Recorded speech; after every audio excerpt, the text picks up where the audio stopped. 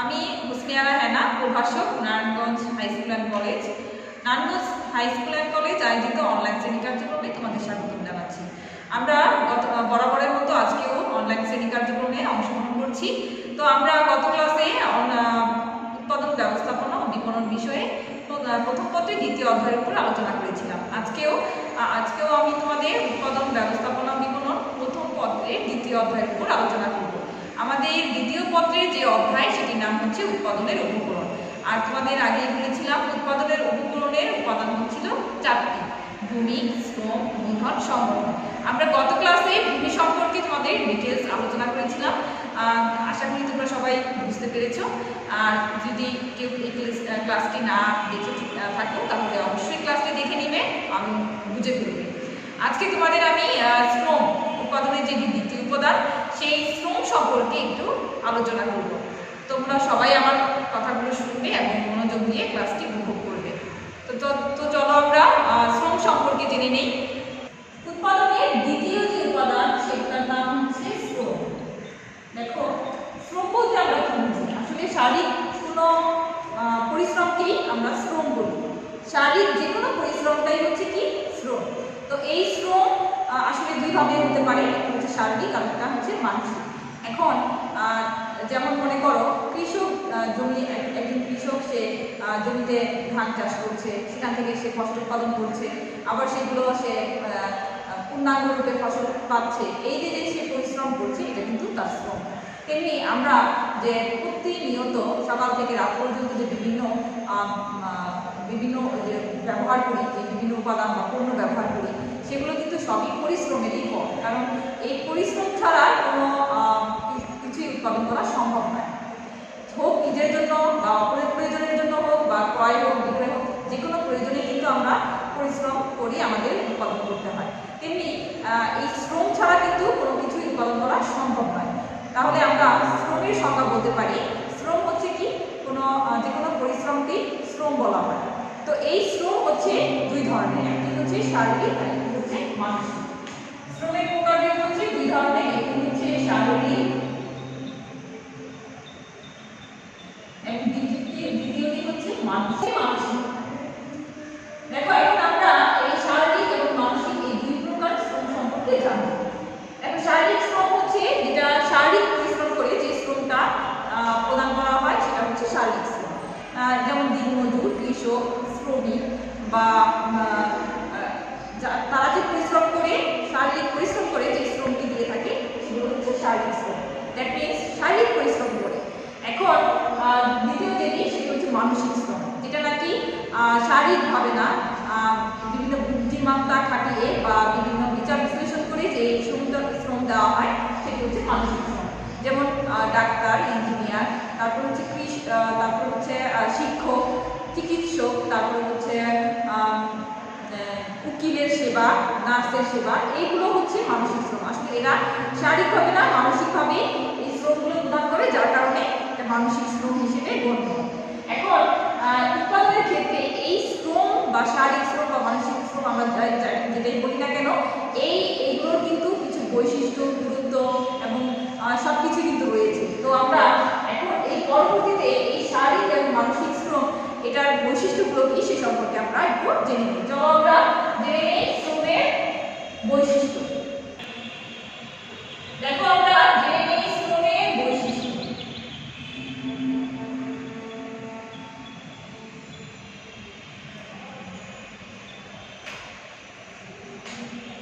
দেখো, এই শ্রম যে শারীরিক মানসিক হবে তার কিছু বৈশিষ্ট্য রয়েছে। প্রথম যে বৈশিষ্ট্য সেটি হচ্ছে শ্রম সর্বাপেক্ষা ধ্বংসশীল উপাদান। শ্রম সর্বাপেক্ষা ধ্বংসশীল উপাদান।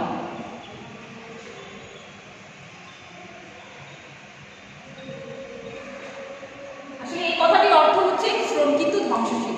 কারণ সাপোজ মনে করো কোনো একজন কৃষক বা রিক্সা চালক, সে একদিন কোনো রিক্সা চালালো না বা কৃষক জমি চাষ করলো না, তিনি ওই দিন যে শ্রমটা করতেন বা শারীরিক শ্রমটি করতেন, সে কি দ্বিতীয় দিনে এই শ্রমটা ফিরে পাবে না, তার এটা কিন্তু ধ্বংস হয়ে গেল।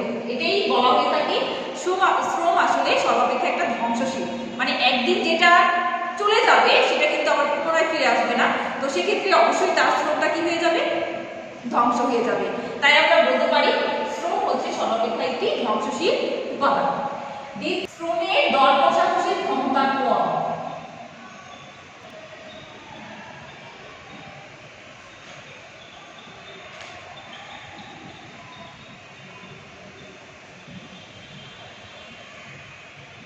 দেখো শ্রমের দর কষাকষির ক্ষমতা কম। আমরা যখন বাজারে কোনো পণ্য কিনতে যাই তখন আমরা কিন্তু বলতে পারি যে পণ্যটির মূল্য কত, সেক্ষেত্রে আবার আমরা পুনরায় দাম বলতে পারি, কিন্তু শ্রমিকের ক্ষেত্রে কিন্তু এই দর কষাকষির ক্ষমতা নেই।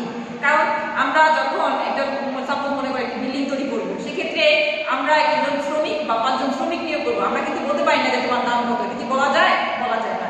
কিন্তু তার শ্রমের পারিশ্রমিক আমরা দিতে পারি, যে তার শ্রম যতটুকু করবে তার কাজের মূল্যায়ন ক্ষেত্রে আমরা সেক্ষেত্রে পারিশ্রমিক প্রদান করি, কিন্তু তাকে কিন্তু আমরা পুরোপুরি কিনে ফেলি না।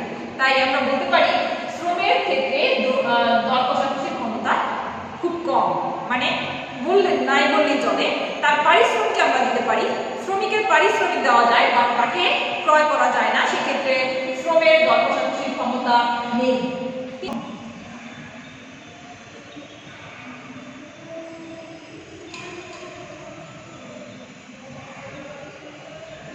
দেখো শ্রম আর শ্রমিক কিন্তু অবিচ্ছিন্ন, একটি আরেকটির সাথে ওতপ্রোতভাবে জড়িত, এই দুটাকে কিন্তু আলাদা করা যায় না। কারণ আমি বিল্ডিং তৈরি করবো, 5 জন শ্রমিক নিয়োগ করলাম, কিন্তু তার শ্রমটাকে কিন্তু আলাদা করা যাচ্ছে না, কারণ ওই শ্রমিকই কিন্তু শ্রম দিচ্ছে। কাজে এই দুটো একটার সাথে আরেকটা ওতপ্রোতভাবে জড়িত, এই দুটাকে আলাদা করা যাচ্ছে না। কিন্তু তার কাজটাকে সে আলাদাভাবে করতে পারে, কিন্তু তার কাজ কিন্তু তার কাছে থেকে যায়, কিন্তু সে কিন্তু এই দুটাকে আলাদা করা যায় না, যার ক্ষেত্রে এই শ্রম আর শ্রমিক হচ্ছে অবিচ্ছিন্ন। 4 নম্বর যে বৈশিষ্ট্য সেটি হচ্ছে শ্রম একটি জীবন্ত উপাদান।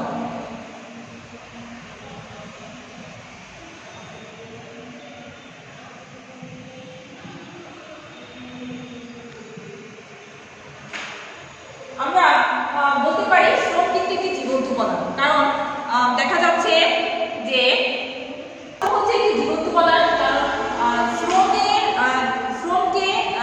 শ্রমকে তার ক্রয় করা, শ্রমকে পারিশ্রমিক দেওয়া যায় বা শ্রমিককে উৎপাদনের যে 4টি উপাদান রয়েছে, ভূমি, শ্রম, মূলধন, সংগঠন।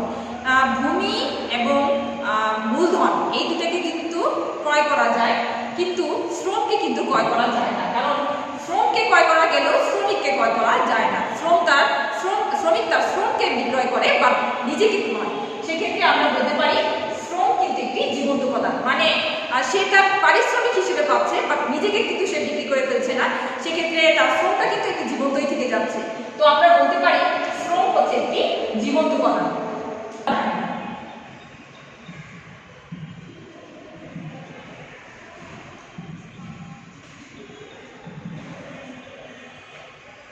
আমরা উৎপাদনের উপাদান যেমন ভূমি এবং মূলধন ভবিষ্যতের জন্য কিন্তু সংরক্ষণ করা যায়, কারণ আমি একটা জায়গা কিনলাম বা আমার একটা মার্কেট আছে বা একটা বাজার আছে, আমি সেটা কিন্তু ভবিষ্যতেও সেটা রেখে দিতে পারি, সংরক্ষণ করা যায়। তেমনি মূলধনও আমি পরবর্তীতে আবার ব্যবসা বাণিজ্যের জন্য মূলধনটাকে আবার সংরক্ষণ করতে পারি, কিন্তু শ্রমটাকে কিন্তু সংরক্ষণ করা যায় না। আমি আজকে যে শ্রমটা দিব সেটা কি আমি আরেকদিন দিতে পারবো? অবশ্যই না। আমার সেদিনের শ্রম কিন্তু সেদিনকারই শেষ হয়ে গেল, নিঃশেষ হয়ে যায়। সেক্ষেত্রে শ্রমকে কিন্তু সংরক্ষণ করা যায় না, কারণ ভবিষ্যতের জন্য আমি শ্রমটাকে কোনো জায়গায় একটা গুদাম ঘরে রেখে দিলাম, এরকম কিন্তু সুযোগ নেই, কারণ শ্রমকে অবশ্যই সংরক্ষণ করা যায় না। যেদিনের শ্রম সেদিন এটা সেদিনই নিঃশেষ হয়ে যাচ্ছে, তো সেক্ষেত্রে শ্রমকে সংরক্ষণ করা যায় না। তেমনি একটি লোক সে আস্তে আস্তে অল্প বয়স থেকে যখন বৃদ্ধে পরিণত হয় তখন তার শ্রম কিন্তু আলটিমেটলি কমেই যায়। তো সেক্ষেত্রে এটা কিন্তু ভবিষ্যতের জন্য সংরক্ষণ করা যায় না, এটা একদম জীবন্ত উপাদান, এটা সংরক্ষণ করা যায় না। 6 নম্বর যে বৈশিষ্ট্য সেটি হচ্ছে শ্রমের যোগান সীমিত।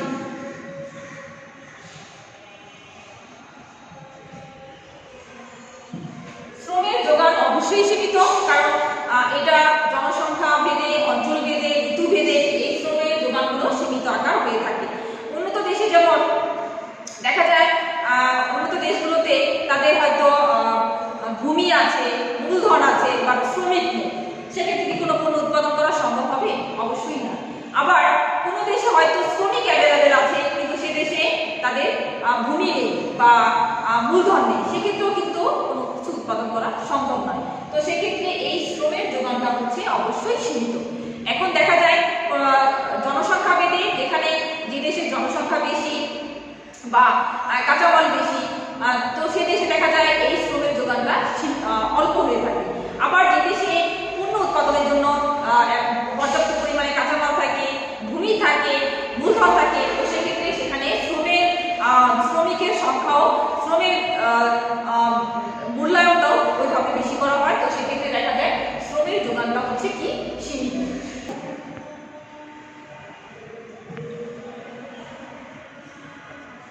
শ্রম হচ্ছে অবশ্যই গতিশীল, সেটা এক জায়গায় স্থির থাকে না। কারণ দেখা যায়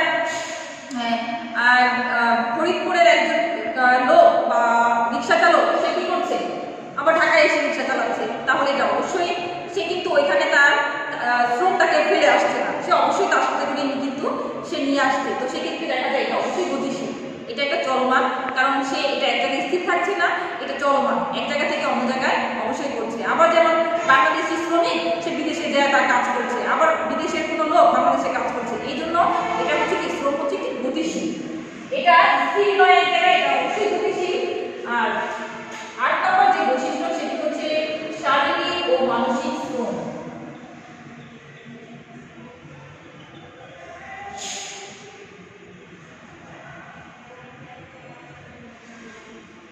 আমরা আগেও বলেছি যে শারীরিক পরিশ্রম যেটা হয় সেটা হচ্ছে শারীরিক শ্রম, এবং মানসিকভাবে যেটা দেওয়া হয় সেটা হচ্ছে মানসিক শ্রম।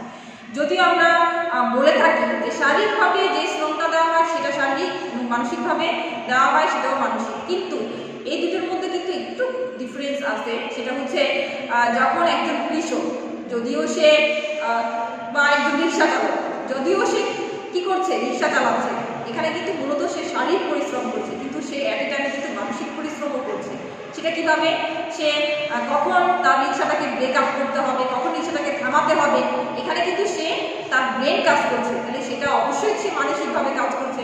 তেমনি একজন ড্রাইভার, সে যখন একটা গাড়ি চালাচ্ছে সে যদিও শারীরিকভাবে পরিশ্রম করছে, এট এ টাইমে সে কিন্তু মানসিক পরিশ্রম করছে। সেটা কিভাবে, কখন তার সিগন্যাল আসছে, কখন তার গাড়িটা থামাতে হবে, কখন তাকে আবার যেতে হবে, সে কিন্তু এগুলো অবশ্যই মানসিকভাবে করছে। তো সেক্ষেত্রে অবশ্যই যে শারীরিক পরিশ্রম করছে এট এ টাইমে সে কিন্তু মানসিক পরিশ্রমও করছে। আবার আমরা ধরি না কেন যে মানসিক শ্রম করছে, সে কিন্তু এক টাইমে শারীরিক পরিশ্রম করছে। যেমন ডাক্তার, সে কি করলো, ডাক্তার চিকিৎসা করছে, সাথে সাথে কি করছে, সে রোগীর যে জিনিসপত্র সেগুলো বহন করছে, সেখানেও সে শারীরিক পরিশ্রম করছে। তাহলে আমরা বলতে পারি যে শারীরিক ও মানসিক একটি আরেকটির সাথে যদিও আলাদা বলা হচ্ছে, কিন্তু একটি আরেকটির সাথে কিন্তু ওতপ্রোতভাবে জড়িত। নবম যেটি সেটি হচ্ছে অর্থ উপার্জনের উদ্দেশ্য।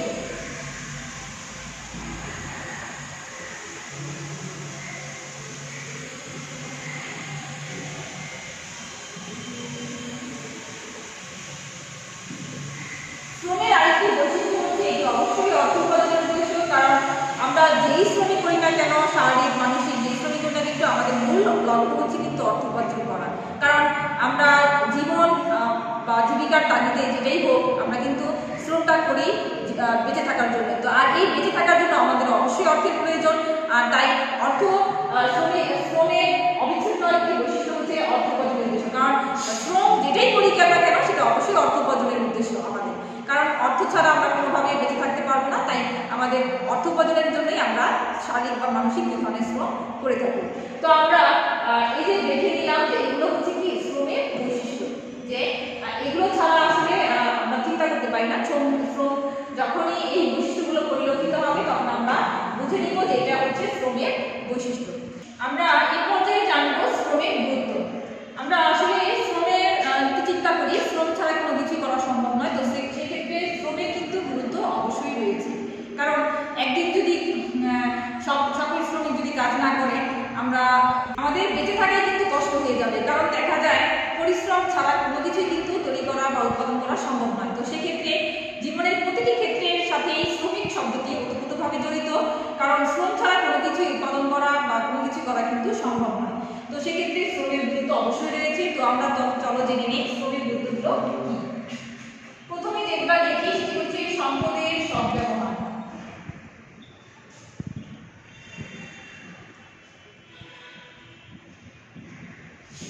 দেখো আমাদের বিভিন্ন প্রাকৃতিক এবং অপ্রাকৃতিক যে ধরনের সম্পদই রয়েছে সেটি কিন্তু আমরা আসলে শ্রমিকের মাধ্যমেই করে থাকি। যেমন প্রাকৃতিক গ্যাস, কয়লা, বিদ্যুৎ, তারপর যেটাই তৈরি করি না কেন বা আমরা নিত্য প্রয়োজনীয় যে দ্রব্যাদি ব্যবহার করি সেই সকল পণ্যই কিন্তু আসলে শ্রমিকের মাধ্যমে সংগঠিত হয়ে থাকে। কারণ দেখা যায় আমি প্রাকৃতিক গ্যাস উত্তোলন করবো, সেক্ষেত্রে শ্রমিক ছাড়া কিন্তু কোনোভাবে এটা সম্ভব নয়। তো সেক্ষেত্রে এই যে প্রাকৃতিক সম্পদ বা অপ্রাকৃতিক সম্পদ যে সম্পদগুলো রয়েছে এই সম্পদের সদ্ব্যবহার কিন্তু শ্রমিকের মাধ্যমেই হয়ে থাকছে। তো সেক্ষেত্রে শ্রমের গুরুত্বের একটি অপরিসীম অংশ হচ্ছে সম্পদের সদ্ব্যবহার। আমাদের যে সম্পদগুলো রয়েছে এই সম্পদের সদ্ব্যবহারগুলো সুনিশ্চিত হচ্ছে শ্রমিক দ্বারা। তো দ্বিতীয়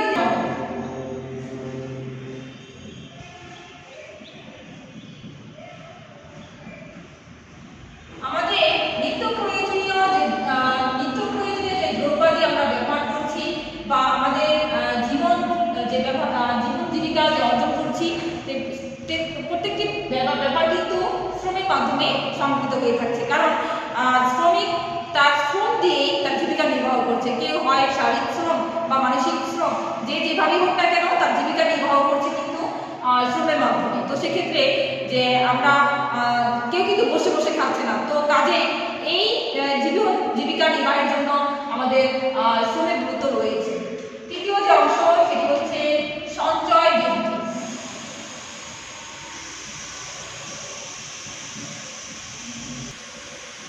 তৃতীয় যে অংশ সেটি হচ্ছে সঞ্চয় সৃষ্টি। আসলে সঞ্চয় জিনিসটা কি, যে আমরা যে আয় করি সে আয় থেকে ব্যয় বাদ দেওয়ার পর যে অবশিষ্ট অংশটি থাকবে সেটি হচ্ছে সঞ্চয়।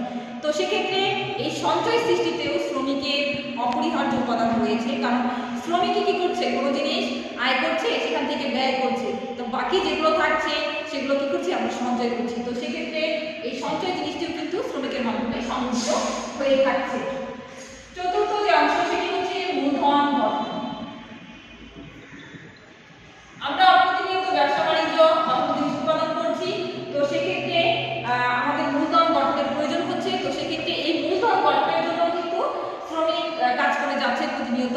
তো সেক্ষেত্রে আমরা বলতে পারি শ্রমের আরেকটি গুরুত্বপূর্ণ উপাদান হচ্ছে মূলধন গঠন।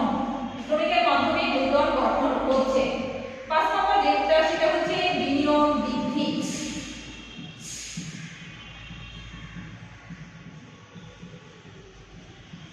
আমাদের বিভিন্ন জিনিস উৎপাদন করতে গিয়ে আমরা বিভিন্ন বিনিয়োগের সম্মুখীন হচ্ছি। তো এই বিনিয়োগ করতে গিয়েও কিন্তু শ্রমিক তাদের শ্রমের মাধ্যমে বিনিয়োগ সংগঠিত করছে। কারণ শ্রমিকরা বিভিন্ন বিনিয়োগের মাধ্যমে বা বিভিন্ন পরিশ্রম করে বিভিন্ন জিনিস উৎপাদন বৃদ্ধি করছে, সেক্ষেত্রে একটা টাইমে বিক্রি হচ্ছে এবং আবার নতুন নতুন ব্যবসা বাণিজ্যের জন্য আবার তারা নতুনভাবে বিনিয়োগ করছে। তো সেক্ষেত্রে শ্রমিকই এই বিনিয়োগ বৃদ্ধি করছে। ষষ্ঠ যে গুরুত্ব সেটি হচ্ছে উৎপাদন বৃদ্ধি।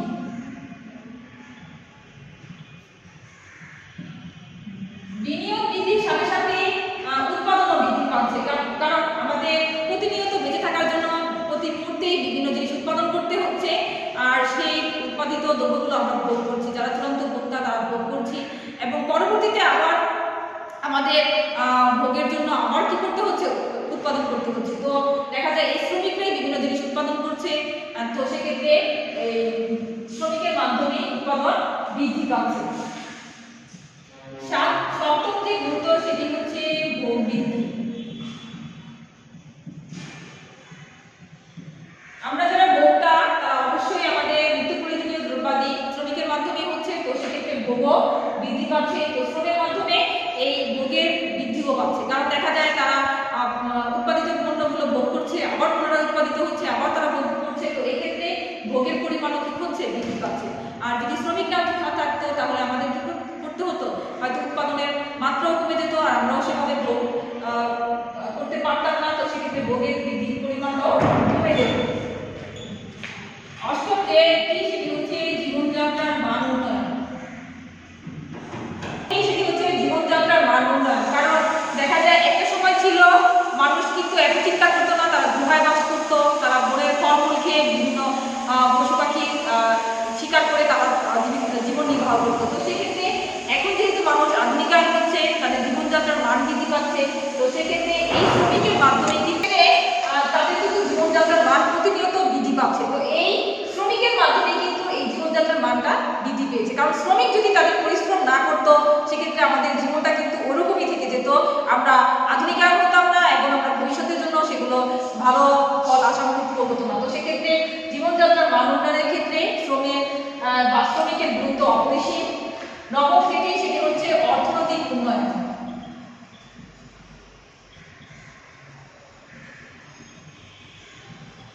জীবনযাত্রার মান উন্নয়নের সাথে সাথে দেশের অর্থনৈতিক উন্নয়নও ত্বরান্বিত হচ্ছে, কারণ দেখা যায় অর্থনৈতিকভাবেও আমরা কি হচ্ছি, এখন সচল হয়ে গেছি। তো সেক্ষেত্রে এই শ্রমিকের মাধ্যমে কিন্তু এগুলো সম্ভব হচ্ছে। দেখা যায় আমরা দেশেও যেরকম পরিশ্রম করছি, বহির্বিশ্বেও আমরা কি করছি, বিভিন্ন জায়গায় অবস্থান করে আমাদের অর্থনৈতিক উন্নয়নের চাকা আমরা সচল রাখছি। তো সেক্ষেত্রে অর্থনৈতিক উন্নয়নও বৃদ্ধি পাচ্ছে। দশম যেটি সেটি হচ্ছে জাতীয় আয় বৃদ্ধি।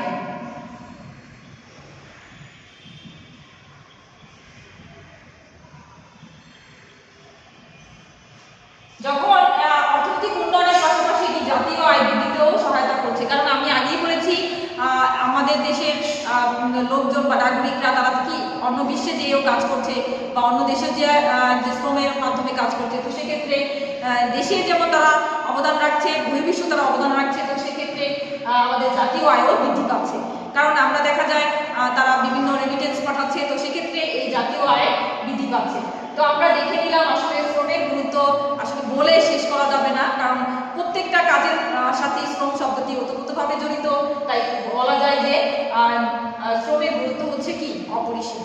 আশা করছি তোমরা বিষয়টি বুঝতে পেরেছো শ্রম সম্পর্কে। আসলে শ্রম তো তুমিও করছো, আমিও করছি। যেমন তুমি পড়াশোনা করছো, তুমিও শ্রম করছো, আমি পড়াশোনা বা পাঠদান করছি, আমিও শ্রম করছি। তো সেক্ষেত্রে দেখা যায় প্রত্যেকটা কাজের সাথে শ্রম আসলে জড়িত।